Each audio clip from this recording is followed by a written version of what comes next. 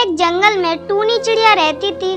उसका पति कालू कौवा उसको दिन भर मारता रहता था और उससे झगड़ता रहता था। ऐसे में एक दिन कालू कौवा टूनी चिड़िया से कहता है, देख टूनी, अगर तूने बेटा पैदा नहीं किया तो मैं तुझे जान से मार डालूंगा और दोबारा मुझे अपनी शकल भी मत दिखाना। ये आप हर समय मुझसे क्यों झगड़ते रहती हैं? बेटा और बेटी का पैदा करना हमारे हाथ में थोड़ी ना है। जो भगवान चाहेंगे वही तो होगा। मुझे भगवान से कुछ लेना देना नहीं है, मुझे तो बेटा चाहिए, सिर्फ और सिर्फ बेटा। अगर तू मुझे बेटा नहीं दे सकती तो तू इस घर को छोड़कर चली जा और मुझे दोबारा अपनी शकल भी मत दिखाना। ये आप कैसी बातें कर रहे हैं? मैं अब कहाँ जाऊंगी? मेरा तो इस दुनिया में कोई है ही नहीं। उस समय टूनी चिड़िया प्रेग्नेंट थी और अचानक एक दिन उसके पेट में दर्द होने लगता है और अंडा देते समय उसकी मौत हो जाती है। तभी टूनी का ससुर कड़कनाथ उसके पास आता है और उससे कहता है, हे भगवान, जे मेरी बहू को क्या हो गया?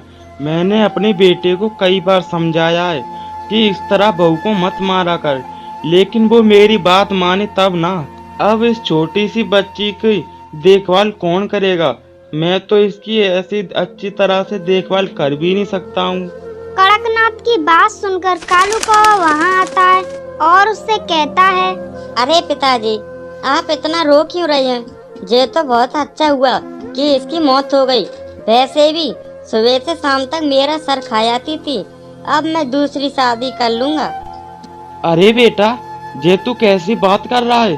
तुझे थोड़ी सी शर्म नहीं है? पागल हो गया क्या? अभी तेरी पत्नी की आरती भी नहीं उठी है और तू दूसरी शादी की बात कर रहा है? तेरा दिमाग खराब तो नहीं हो गया क्या? कालू कौवा अपने पिता की बात नहीं मानता है और वो अगले दिन सुंदरी नाम की कौवी के साथ शादी कर लेता है। शादी के बाद कुछ दिनों तक सुंदरी कौवी टुनटुनी के साथ अच्छा बर्ताव करती है। ऐसे ही धीरे धीरे कुछ दिन गुजर जाते हैं। ऐसे में एक दिन सुंदरी कौवी टुनटुनी चिड़िया से कहती है, अरे टुनटुनी चिड़िया, मैं देख रही हूँ जब से मैं शादी होकर इस घर में आई हूँ, जब से तू दिन भर बॉल से ही खेलती रहती है और तू कोई भी काम नहीं करती है। मैं 1 महीने से काम कर करके थक गई हूँ और तू दिन भर इस बॉल से ही खेलती रहती है। देख टुनटुनी चिड़िया, मैं आई तेरे से कह दे रही हूँ, सारा घर का काम तू ही करेगी अब, और मैं घर का कुछ भी काम नहीं करूँगी। खाना आना सब कुछ तुझे ही बनाना पड़ेगा। लेकिन माँ, मैं तो खाना बनाने नहीं जानती हूँ और वैसे भी मैं तो स्कूल जाती हूँ, तो मैं घर का काम कैसे कर लूँगी? अच्छा, तो तू अब मुझे पढ़ाई की दोष दे रही है? रुक जा, मैं अभी बताती हूँ तुझे। इतना कहने के बाद सुंदरी कौवी टुनटुनी चिड़िया को मारने लगती है।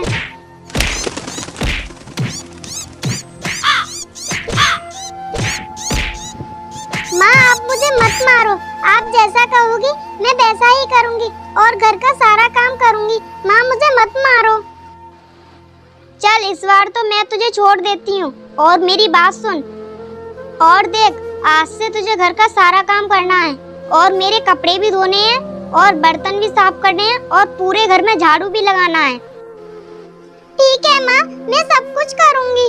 इतना कहने के बाद टुनटुनी चिड़िया रोने लगती है।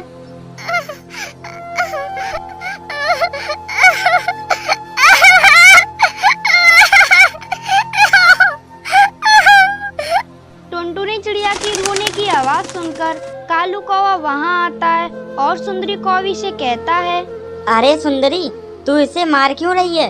क्या हुआ? मुझे बता, मैं इसे डांटूंगा। सुनिए जी, मैं जब से इस घर में आई हूँ सारा काम करती हूँ और ये है कि एक बॉल से इधर उधर खेलती रहती है। क्यों रे टुनटुनी चिड़िया, तू पूरे दिन इस बॉल से खेलती रहती है? तुझे और कोई काम नहीं है क्या? इतना कहने के बाद कालू कौवा टुनटुनी चिड़िया को पीटने लगता है।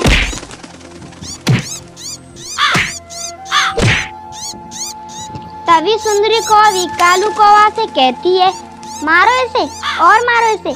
मैं पूरे दिन काम करते करते थक जाती हूँ और ये खाने की टाइम पर मुंह उठाकर आ जाती है। शोर की आवाज सुनकर कड़कनाथ वहाँ आता है और वो उससे कहता है, अरे तुम दोनों इस बेचारी को क्यों मार रहे हो? ऐसा क्या कर दिया इसने? जो तुम दोनों इसे इतनी बेरहमी से मार रहे हो? अरे इसको मारे नहीं तो क्या इसकी पूजा करें? ये घर का कोई भी काम नहीं करती है, सारा काम मुझे करना पड़ता है और ये इस बॉल को लेकर इधर उधर घूमती रहती है। देखो पिताजी, आप हमारे बीच में ना बोले तो ही अच्छा है। आज के बाद जे टुनटुनी घर का सारा काम करेगी और खाना आना सब कुछ यही बनाएगी। अरे लेकिन बेटा, जे घर का काम कैसे कर पाएगी? जे तो स्कूल जाती है ना, और फिर अगर जे घर का काम करेगी तो जे स्कूल कैसे जा पाएगी? शांत हो जाओ पिताजी, एकदम शांत हो जाओ। आज के बाद टुनटुनी घर का सारा काम करेगी और इसकी पढ़ाई लिखाई सब बंद। आज से जे पूरे घर का काम करेगी, झाड़ू वाड़ू सब कुछ यही लगाएगी। और अगर आपको इसका काम करना अच्छा नहीं लग रहा तो आप जाकर कहीं दूसरा ठिकाना ढूंढ लीजिए। हे भगवान, अब इस बिन माँ की बच्ची की रक्षा करना। ऐसे ही धीरे धीरे कुछ समय गुजर जाता है। ऐसे में एक दिन टुनटुनी चिड़िया की तबीयत खराब हो जाती है और वो बिना काम करे ही सो जाती है। तभी वहाँ सुंदरी कौवी आती है और वो टुनटुनी चिड़िया से कहती है, अरे तू यहाँ आकर सो रही है और घर का सारा काम पड़ा है, घर का काम कौन करेगा? तेरी मरी हुई माँ करने आएगी क्या? अरे आप मेरी माँ का नाम क्यों ले रही हो? और वैसे भी आज मेरी तबीयत खराब थी इसलिए मैंने काम नहीं किया और आज आप कर लो घर का सारा काम। रुक जा, तू मुझसे जवान लड़ा रही है? अभी रुक जा, मैं अभी बताती हूँ तुझे। माँ, मैं आपसे जवान नहीं लड़ा रही हूँ, सच में मुझे बहुत तेज बुखार आ रहा है। तू मेरे सामने बहाना मत बना, चल उठ और जाकर सारा काम कर ले, वरना तेरी टांगे तोड़ दूंगी मैं। और सुन, मेरे लिए नाश्ते में गोभी के पराठे और टमाटर की चटनी बनाना और अपने पिताजी के लिए छोले भटूरे बनाना। ठीक है माँ, मैं अभी बनाकर लाती हूँ। उसके बाद जब शाम को कालू कौवा ऑफिस से घर आता है तब सुंदरी कौवी उससे कहती है, देखिए जी, आपकी बेटी बहाना बनाकर सो रही है और आज उसने घर का कोई भी काम नहीं किया और अभी तक उसने खाना भी नहीं बनाया है और वो कह रही है मुझे बहुत तेज बुखार है, लगता है कि आपको तो आज भूखा ही रहना पड़ेगा।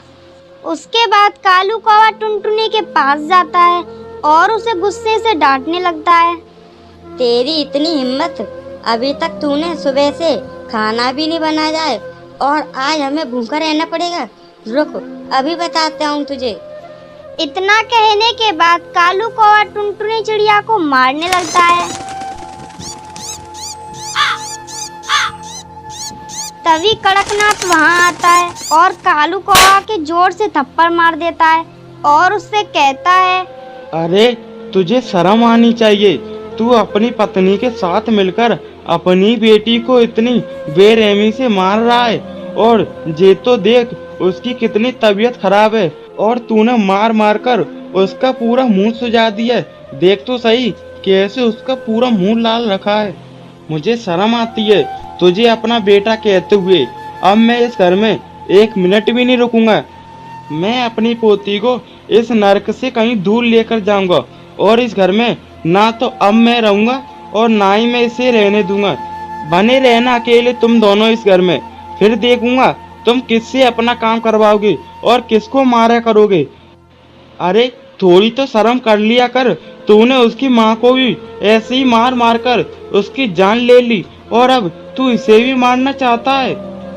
कालू कौवा अपने पिता की बात चुपचाप सुनता रहता है और वो कुछ नहीं कह पाता है। उसके बाद कड़कनाथ सेठ टुनटुनी को लेकर नदी के पास वाले जंगल में चला जाता है। उसके बाद वो अपना नया घोंसला बनाकर दादा पोती हंसी खुशी से मिलकर रहने लगते हैं। तो दोस्तों, ये थी आज की कहानी। और हाँ दोस्तों, इस कहानी से शिक्षा मिलती है कि हमें हद से ज्यादा किसी के ऊपर अत्याचार नहीं करना चाहिए। और हाँ दोस्तों, आज का सवाल यह है कि टुनटुनी को पिटने से किसने बचाया था? अगर आपको पता है तो कमेंट बॉक्स में लिखकर जरूर बताएं। और हमारे चैनल पर नए हो तो चैनल को कर दो सब्सक्राइब और हमारी वीडियो को कर दो लाइक। और हाँ दोस्तों, घंटी बजाना ना भूलना ताकि ताकि नई वीडियो आपके फ़ोन की स्क्रीन पर हो। मिलती हूँ मैं आपको अगली वीडियो में, तब तक के लिए बाय बाय।